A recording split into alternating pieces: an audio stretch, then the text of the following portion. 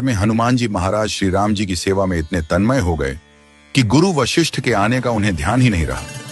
सभी ने उठकर उनका अभिवादन किया, पर हनुमान जी नहीं कर पाए।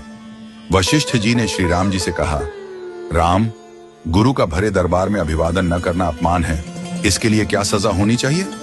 श्री राम जी ने कहा, गुरुवर आप ही बताइए। वशिष्ठ जी ने कहा, मृत्यु दंड। श्री राम जी ने कहा, स्वीकार है। तब श्री राम जी ने पूछा, गुरुदेव आप बताइए यह अपराध किसने किया है?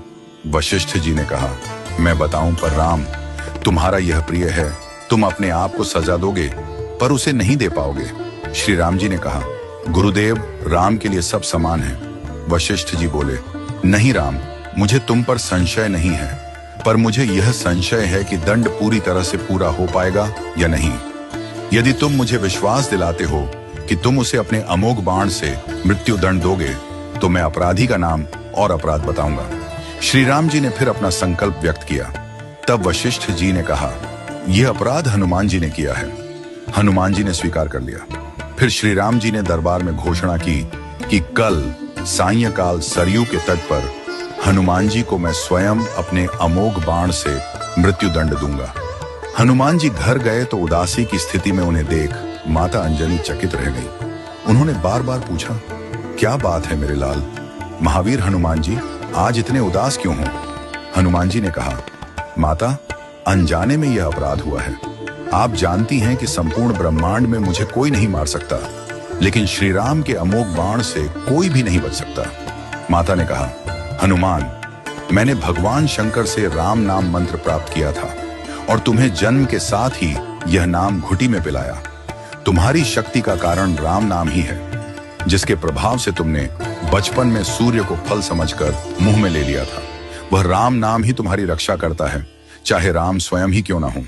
राम नाम की शक्ति के सामने राम की शक्ति और उनके अमोघ बाण की शक्तियां महत्वहीन हो जाती हैं। जाओ हनुमान, तुम राम राम का उच्चारण करना आरंभ कर दो। माता के चरण छूकर हनुमान जी सरयू के तट पर राम राम राम रटते हुए पहुंचे।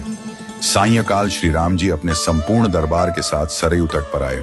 सभी को यह कौतूहल था कि क्या श्री राम हनुमान जी को सजा देंगे, लेकिन जब श्री राम ने बार बार अपने अमोघ बाण चलाए तो हनुमान जी पर उनका कोई असर नहीं हुआ। तब गुरु वशिष्ठ जी ने शंका जताई, राम, क्या तुम पूरी निष्ठा से बाण चला रहे हो? श्री राम जी ने कहा, हाँ गुरुदेव, मैं गुरु के प्रति अपराध की सजा देने के लिए अपने बाण चला रहा हूँ। इसमें कोई चतुराई नहीं हो सकती।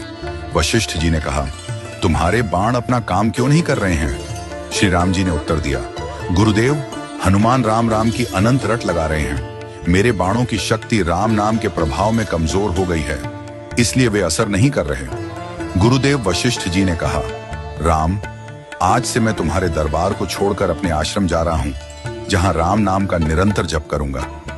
जाते जाते वशिष्ठ जी ने घोषणा की, हे राम, मैं यह जानकर और मानकर घोषणा कर रहा हूं कि राम से राम का नाम बड़ा है।